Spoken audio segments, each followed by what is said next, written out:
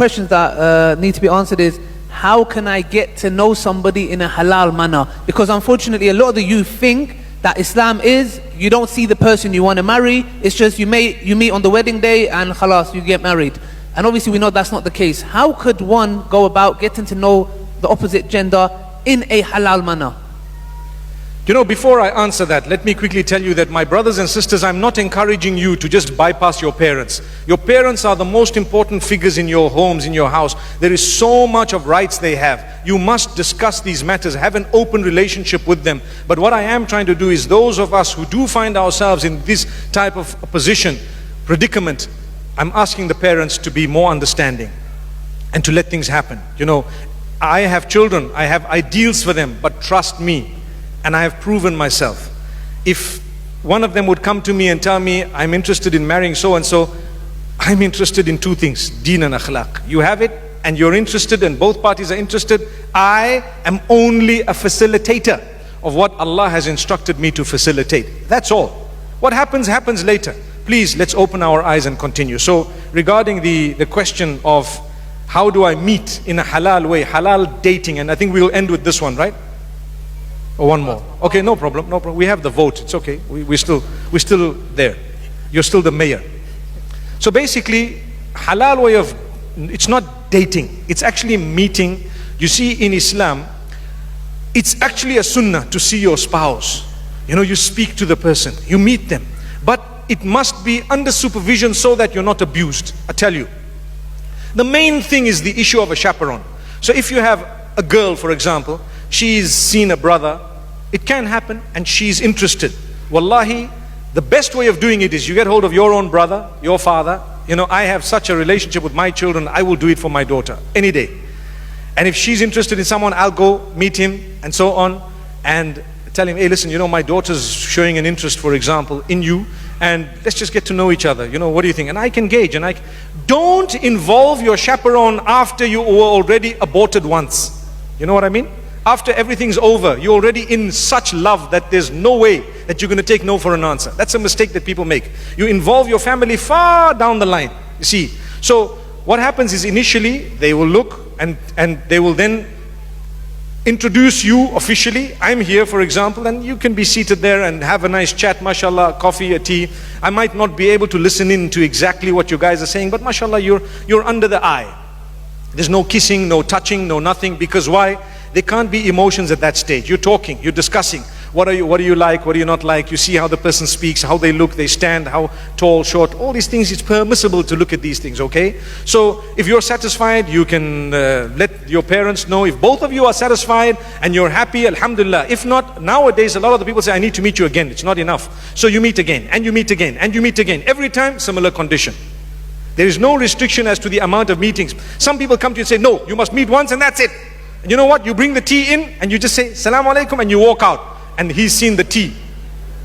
Subhanallah.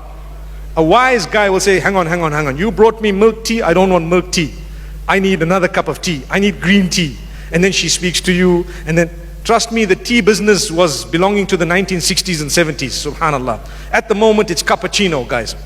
So, you need to know, you're allowed to meet, you're allowed to talk, you're allowed to have a coffee together, you're allowed to sit and chat. You must know, because the last thing you want is for your daughter to marry a guy who's only marrying your daughter because he wants to please his parents, but he's got something on the side, and your daughter is banished. Wallahi, it's happening. Every day it's happening. And they tell you 2 years later, I never wanted to marry you, I've already got my girlfriend, I've already got 3 children from her, and so on. And you're like, why didn't you tell me? Well, I did it for my parents. The punishment of those parents is severe. You destroyed the lives of people. So it's best to be honest, to say, listen, we're wasting time. I've already got someone. My parents are just being funny. Thank you so much. I respect you. I salute you. Shukran. I will say no for you. Thank you. So the person will go back and say, listen, no. It shouldn't even get to that. You should have an open relationship.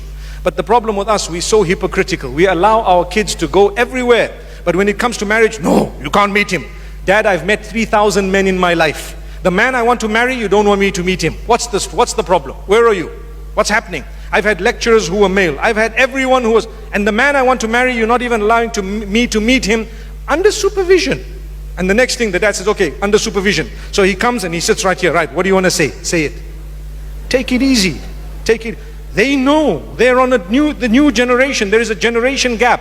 We are not compromising the deen. We are only showing you how it works up to Qiyamah. Don't come and implement your own culture here when it contradicts the deen. If it doesn't contradict the deen, by all means you're more than welcome. If it does, you're not welcome. May Allah forgive us. So you meet once, you meet twice, you meet 3 times, and then if you're not happy, respectfully, shukran, thank you so much, and so on. Another thing, when you have a chat, can I have your number? Yeah, you can. You know what's the proper way? I would like to suggest, I've seen young girls and boys as well sometimes being bitten by statements of emotional value.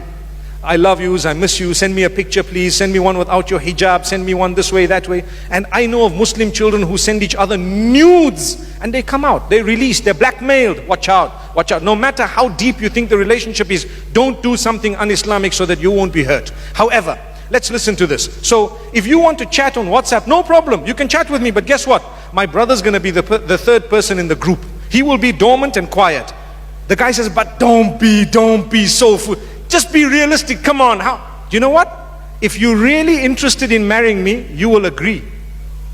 What do you have to hide? You're going to be living, these are your in-laws, man. Come onto the chat, it's the 3 of us, let's talk. Then see, he won't be able to say, oh wow, I haven't yet seen your legs, man. Because why? Brother is there. It's only done for your protection. Your heart is one of the most valuable organs. The heart and the mind are the most powerful organs of the body. Do not allow anyone to control those two, because they can hurt you very badly. It's Allah. Allah will control. Allah decides. You gave your heart away. Do you know they have the capacity to break your life? And sometimes we do it too soon. Subhanallah. May Allah help us. I've just mentioned a little bit of what I feel. There is a lot more, but inshallah, me and Ali Da'wah, we're going to get together sometime and make a few videos, inshallah. May Allah grant you Jannah. Last question. Say Ameen, ya akhi. Ameen. Ameen. I was expecting you to say Ameen. If you don't want to make videos with me, it's okay. It's fine. Ameen.